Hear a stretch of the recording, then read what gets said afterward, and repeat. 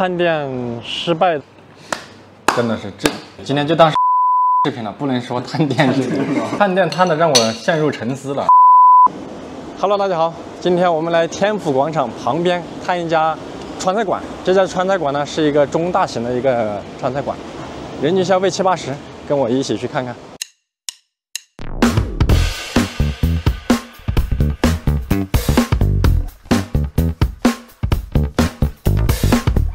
这个商圈好像看起来人气不怎么旺了，应该节假日还可以吧？下午好，欢迎光临。我们是哪个包间来的？是那个主人房。好，这也是明档厨房哎，半明档厨房。哦，这个是属于模具点菜，是模具吗？这不是模具，这是真的，这是真的，对。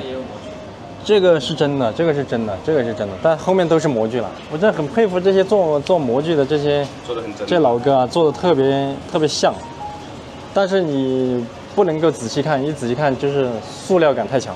哦，这个就是拿卡嘛，卡拿完了之后，他前台一刷就有，厨房就接单。蒜泥白肉来一个呗，麻婆豆腐，哎，麻婆豆腐来一个。水煮牛肉啊，行，来一个水煮牛肉。那就先点这3个菜，坐下来再点。这位老哥你好，你好，你是这负责人吗？算老板，算老板啊。我也做了抖音，所以说我应该关注你作品。这个场地大了之后，人工特别高啊。服务员上菜要走很远。这里是吧？还是这里？新进来有一股新装修的味道。这个应该是才装修过不久，估计。那这个位置是扩出来的，难道是？对，这2个，我进来看了2个风格。对。坐下先点菜。哎，这个扫码的嘞？你说怎么跑了？必点菜看一下。辣子鸡必点嘞。回锅肉不是有了吗？已经。我们没有回锅肉，我们是涮泥白肉。哦，那就点个回锅肉。小炒猪肝点一个。鱼香肉丝点一个试试看。经典凉菜。我喝过。哇，他家菜不贵呀，是分量就是不知道分量怎么样。他家菜好便宜啊，我觉得10几20块的比较多。而且他还跟大润会有类似的政策，充多少钱要送你多少储值，所以投下来还会更便宜。哦，点个糖醋排骨。要这么说的话，那我就放开了点了。点了之后吃完打包，10几份加这里应该差不多了，点下不够再加吧。第一个菜麻婆豆腐，这个下面没有烧火，里面它是个酒精炉，下面但是没有放。这个锅是烧得很烫，应该是从煲仔炉上面拿下来了。先尝一下，出品看起来油比较重一些，然后颜色比较红亮，上面撒的蒜苗，还有这个花椒面。麻婆豆腐28块钱，这个豆腐倒到碗里，你只要看到油比较重的，千万不要直接往嘴里送了，舌头都给你烫烂。这个看起来没有冒烟，实际上里面的话应该是在100度左右。它离开油了之后就会冒烟，我这个也感觉看得到烟。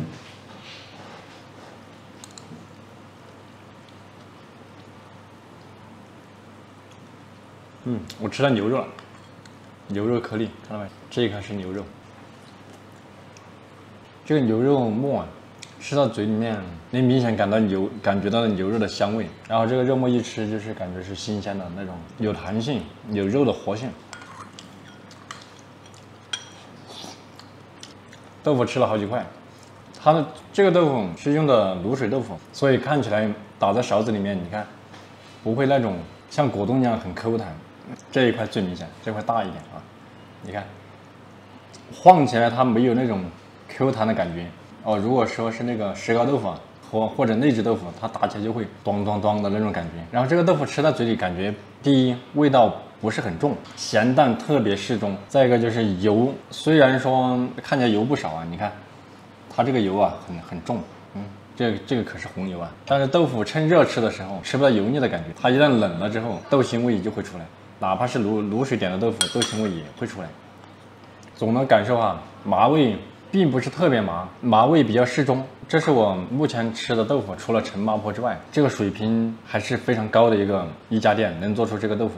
这个豆腐它水平高在哪里呢？豆腐中间入味，但不是特别咸，因为麻婆豆腐本来就是一个下饭菜，味道会做重一些。一般小馆子里面会做咸一点，更辣一点，更麻一点。但是它这个做的非常的柔和。我记得上次在陈麻婆吃那个豆腐，我话都说不出来，是不是？麻多。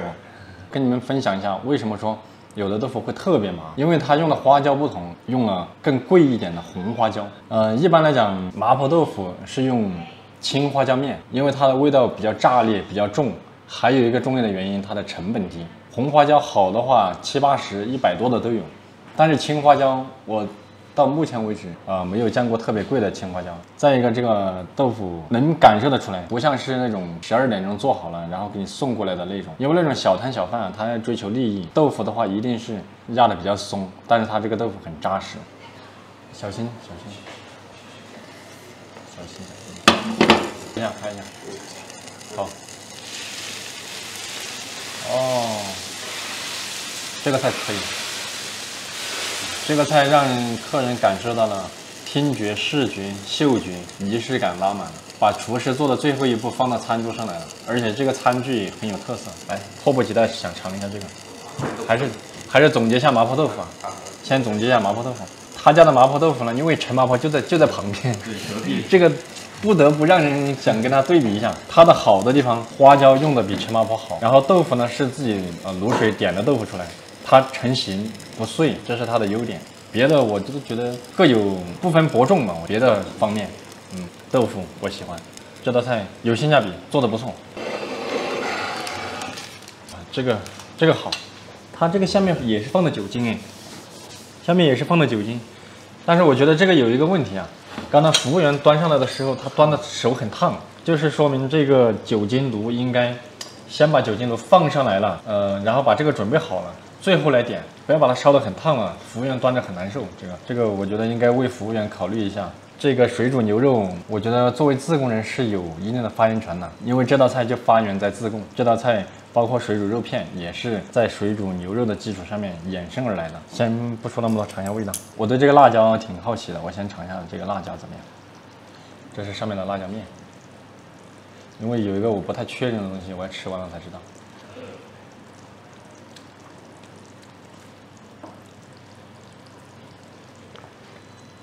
这个辣椒做的很传统，很地道。我跟你们讲一下传统在哪些地方啊。这个辣椒是真正的刀口辣椒。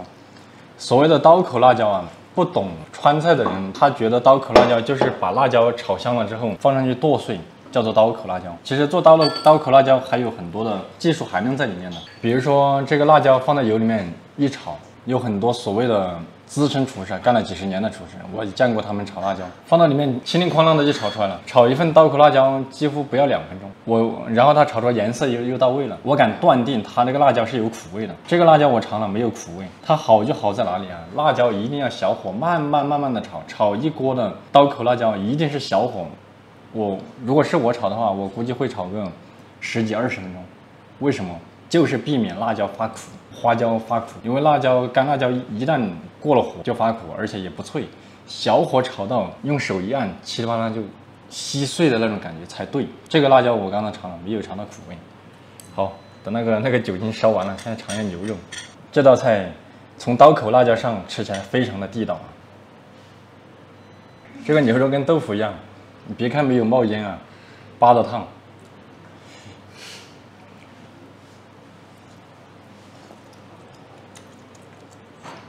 这个牛肉你看，它煮出来是这样子的，看到没？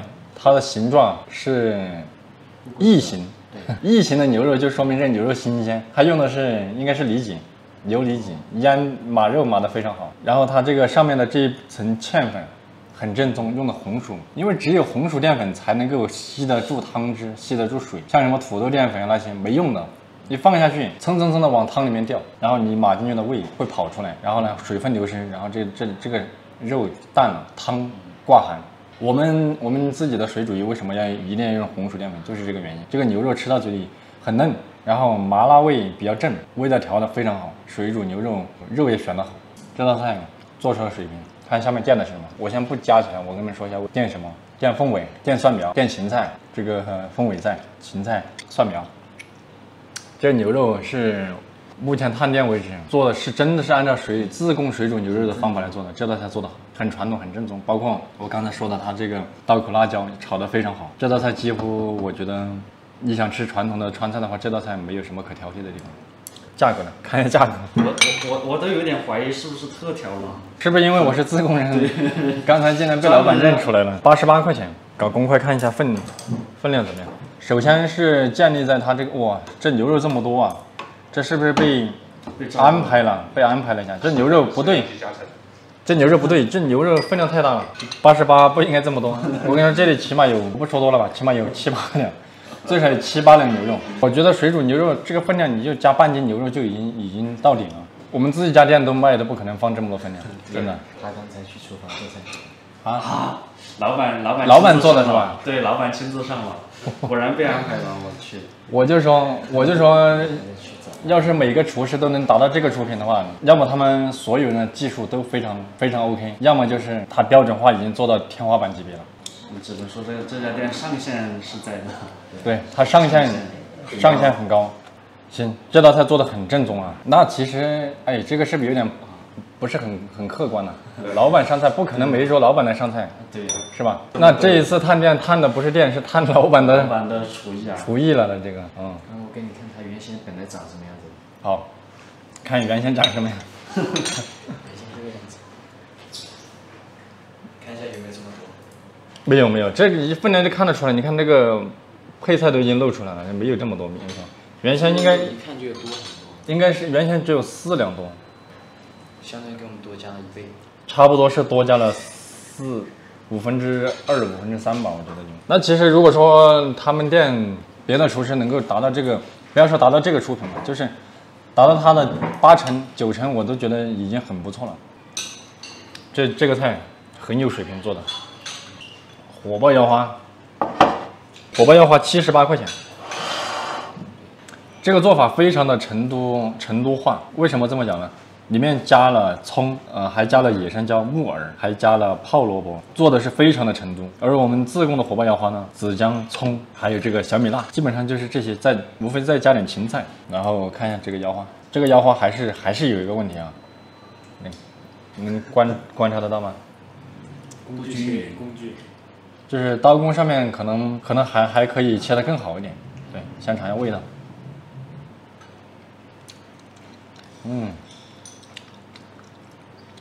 火候非常到位，中间很嫩，带着一点点粉色，口感吃起来火候到位了。这个腰子特别嫩，然后口味的话就是一个咸香味，有点微酸，很开胃。这道菜它就是加了泡萝卜。然后你发现没？这里面也是有青花椒和红花椒。火爆腰花，我觉得只分为2种口味，一种口味是自贡，另外一种口味是自贡之外的口味。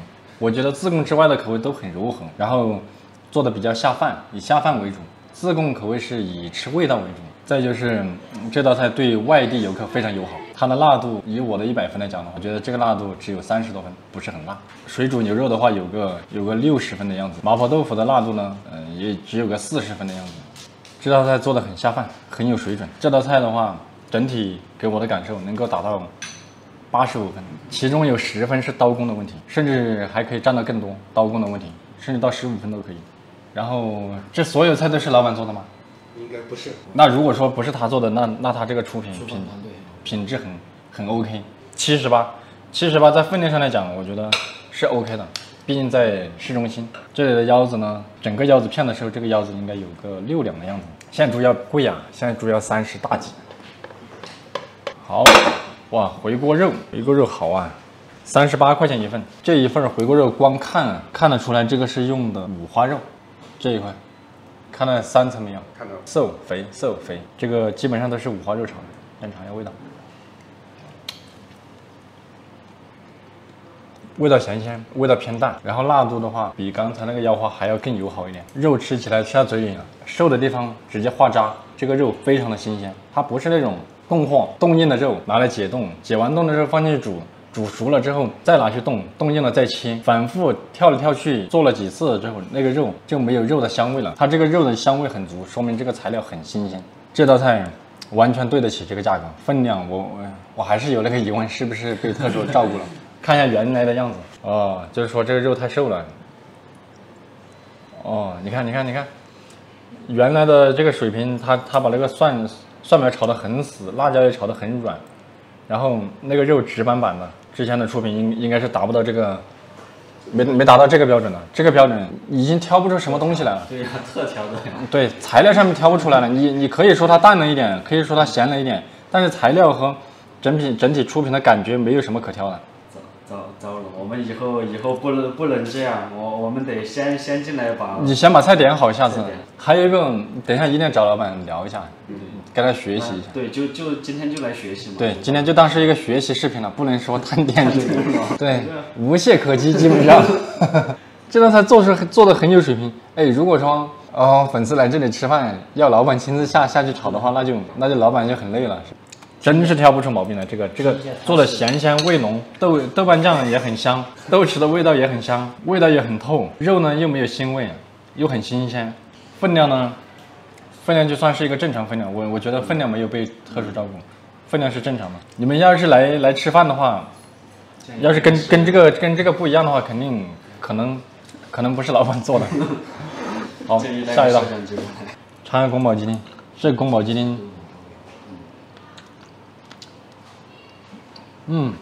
有水平，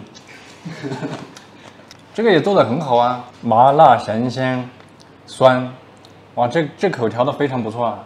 这个探店探的让我陷入沉思了，陷入了自我怀疑了。现在大师的菜特辑，真的是今天这一顿饭必须鼓掌，为这个老板鼓掌，菜做的真的是非常好，非常棒，非常到位，没有什么可挑剔的。这个宫保鸡丁是我目前探店吃到过最 OK 的一个宫保鸡，咸味、鲜味、胡辣椒的味道、甜味、酸味。我尝尝花生米脆不脆？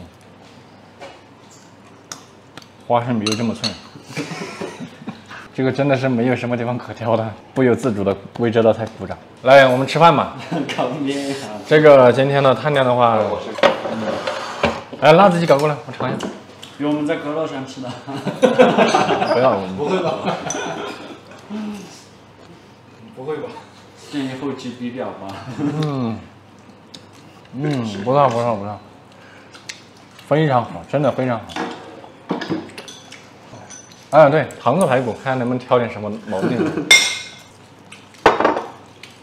也很。它那个糖醋排骨是提前做好的，主菜是加个热一下。糖醋排骨，这道菜就一般，糖醋排骨就一般，但是也没有谁把糖醋排骨做的特别好。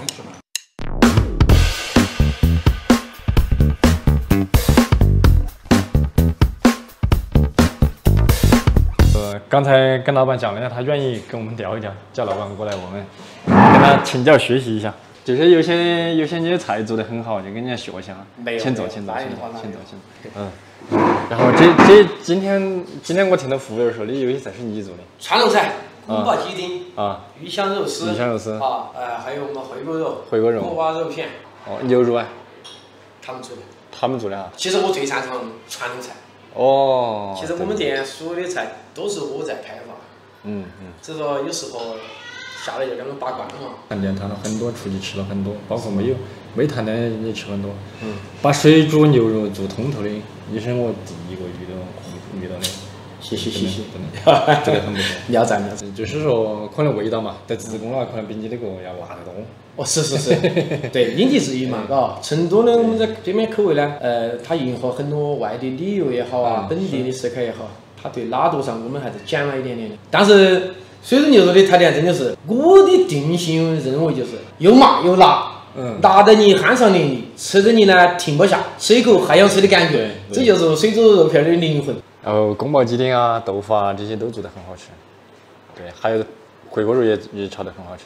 这回锅肉以前我们包括传统的用二刀嘛，现在我们就改良了，感觉这二刀根据现在的这个猪肉不得行，太瘦了。对。二指宽的肥膘都没得。那粮食猪，大家做出来第一香。第二，300多斤，它个膘很厚，炒出来嘎，我们说的灯盏味儿，那确实能逮到。但现在我觉得这个猪肉的这个质量哈，远不如以前。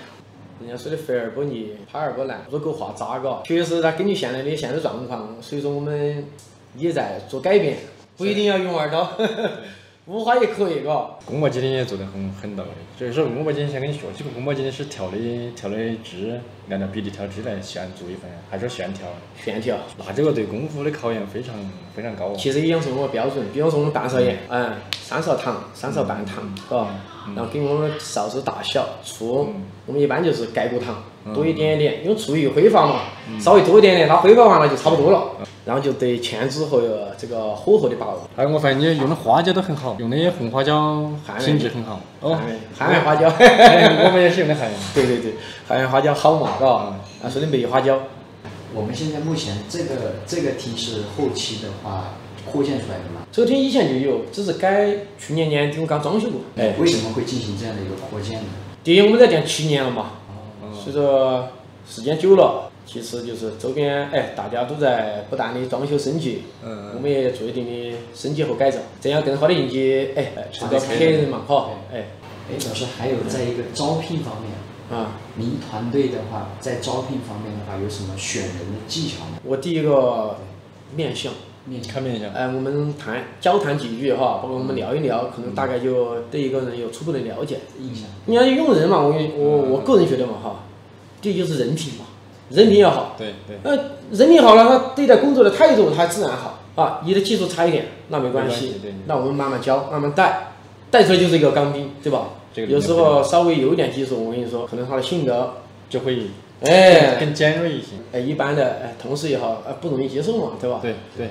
觉得怎么样？其实反而我们栽培一个人出来，怀着一颗感恩心，后来对待工作的态度那更不一样。我是这样认为哈，因为我以前带了太多人出来了，只要人对了，慢慢的培养，人对事儿就对了。对，然后我觉得一切就好办多了。现在我们6个人已经吃完饭了，总共是消费674块钱。我们今天菜点的偏多一些，如果正常的饭量来讲，我们应该人均消费在70-80块钱左右。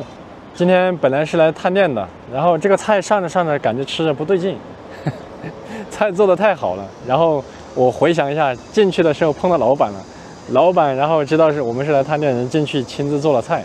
本来是来探店的，没想到交了餐饮界的朋友，我们聊了很久，在他身上学到了很多宝贵的经验。以后的话会把这些经验整理一下，免费开源给大家。